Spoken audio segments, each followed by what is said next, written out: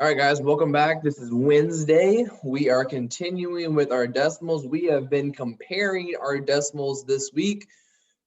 On Monday, we looked at some different strategies to help us compare by looking at place value. And yesterday, we looked at expanded form to figure out how do we know which numbers are bigger and smaller with our expanded form.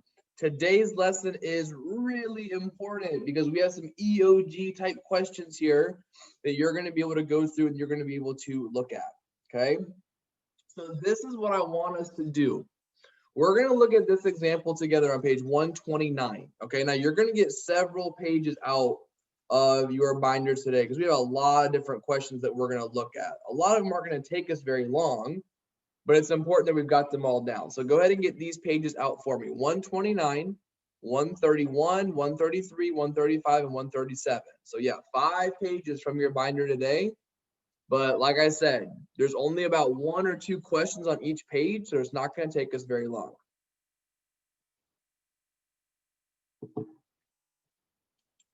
All right, so let's think about this first question. I'm going to go over some steps that you're going to use to help you be successful. Notice how you have several steps down here of what it wants you to do, okay? So this is called model airplane. I'm going to read it first, right? And then we're going to look at our steps. So it says that Monty is building a model airplane with his grandfather. The instructions tell them that they need wheels with a diameter between 1 and 4/5 hundredths and 1 and 475 thousandths. Will a wheel with a diameter of 1 and 463 thousandths work? So they're trying to find something in between these two numbers. And they're asking us, will this number work or will it not work? Is this going to be in between or is it too big, too small? What is it asking us? Okay, so reread the problem, determine what the problem is asking you to find. Well, we just kind of went over that. So we're building an airplane. We want to find something between these two numbers. And it says, will a wheel with this diameter work? Diameter, guys, means how big is the wheel. Okay, so predict and estimate the solution. So let's just think about this for a second. We want to make a prediction.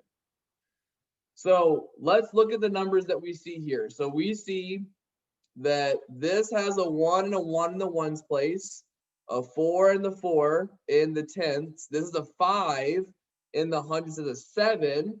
This has a 5 in the thousands, and this has nothing in the thousands. So you know what I'm going to do?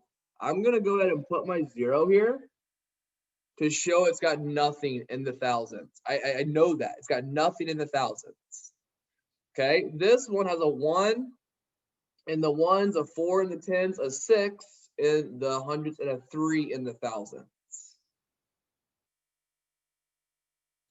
All right, so let me just write down these numbers and see if I think that this is going to fit. So here's my small number, 1 and 450 thousands. Remember, I added that 0 because there was nothing there, so I added that 0 to make them all look the same. Guys, I can't tell you how important it is when you're comparing decimals, you've got to make them all look the same, okay?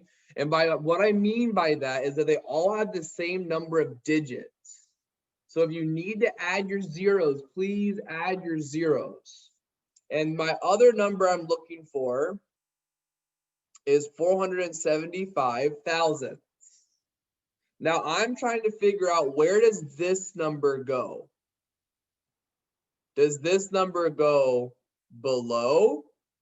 Does it go above?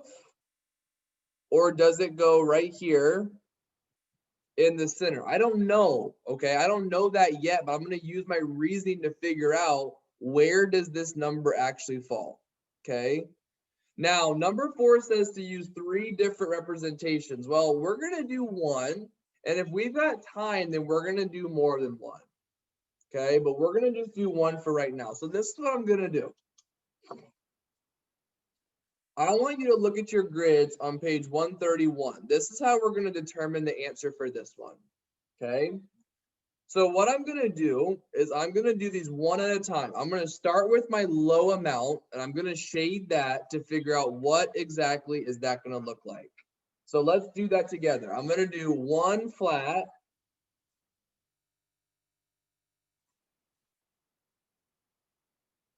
four rods,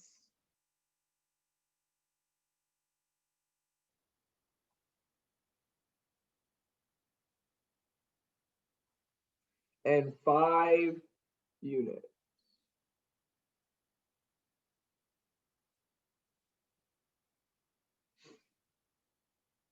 All right, so that shows me once again that's 1.45.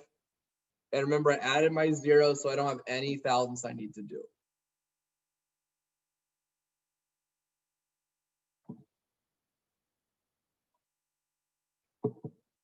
All right, so now what I'm going to do is I'm actually going to skip my middle one. I'm going to do my next one here, so I can do my middle one as the one that's in between to see if it's actually in between or not. So this one's going to be 1 flat, 4 rods, 7 units, and 5 tiny units. Okay. So what do we say? 1 flat, 4 rods,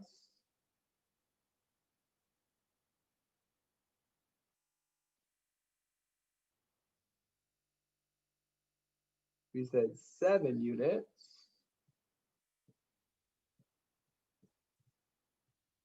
and 5 tiny units. So I'm gonna have to look really carefully here. My eyes are not great, but there's 5 tiny units.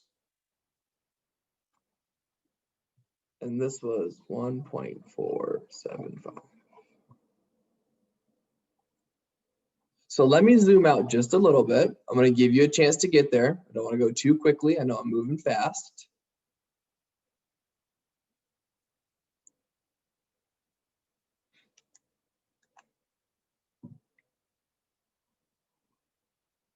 I want to ask you a question. Would you agree that this is bigger than this? Let's see if we agree. 1 flat, 1 flat. Okay, no difference. 4 rods, no difference. 5 units, 7 units. There's my difference. So this has 5 and this has 7. So I know that this number is bigger. Okay. So now let's do my one that we're not sure about. Where does this one fall? So this one's going to be my 1.463. We're going to put that one here and figure out, is it bigger than this one, but smaller than this one? That means it goes right in between. Or is it bigger than this one and bigger than this one, and it won't work? Or is it smaller than this one and smaller than this one, and so it won't work?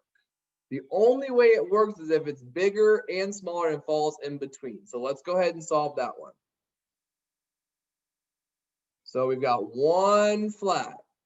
We've got 4 rods. So far it's the exact same as my other 2. That's exactly what I did with my other 2.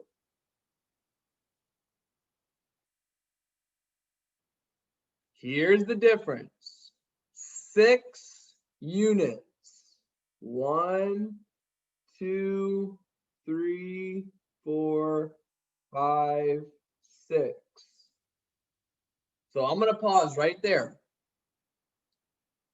Is 6 units more than 5? I couldn't hear you. What did you guys say? Is 6 units more than 5 units? Yes, thank you. Yes, that is correct. 6 is more than 5. Is 6 units less than 7 units? Yes, it is. So I need to do my 3 tiny units here, but those don't matter as much because it's showing me that yes, it is. Now, I'm going to show you another thing that's going to really help you. We said that we have our 1, 4, 1, 4, and 1, 4 in each example. But look at the next two numbers. We've got 50, 63, and 75. Do those numbers go in order? Is 50 smallest, 63 in the middle, and 75 the biggest? Yes. So we know that this wheel is going to work because it's in between and in the middle.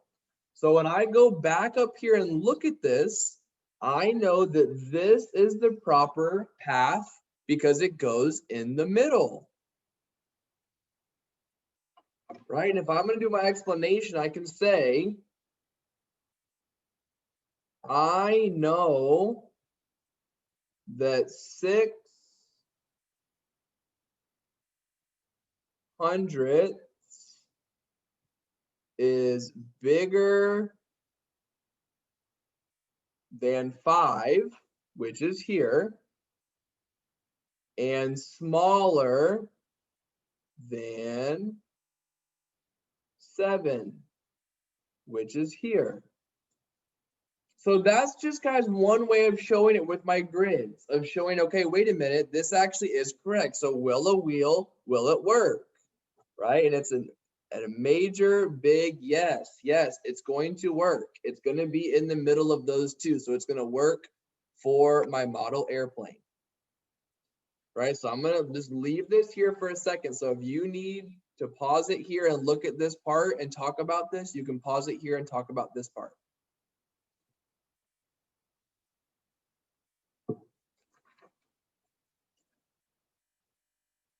All right, so now what you guys are going to do, starting on page 133, is you are going to look at these questions and you're going to compare them. Now, I love what they've done because they've done my favorite way for each of these. They've given you an actual place value chart. So this should be pretty easy.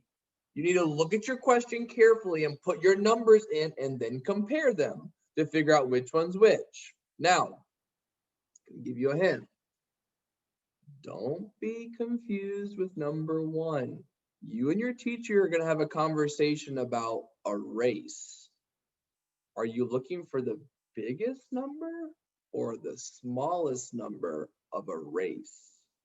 Think about that carefully. Don't get confused. So you got several different questions you're going to look at here. 133, 134, 135, and 137. So you got several questions you're going to look at, plug them into your place value chart, compare your numbers to figure out which one's bigger, which one's smaller, and how to answer your question. All right, guys, good luck. I'll see you tomorrow.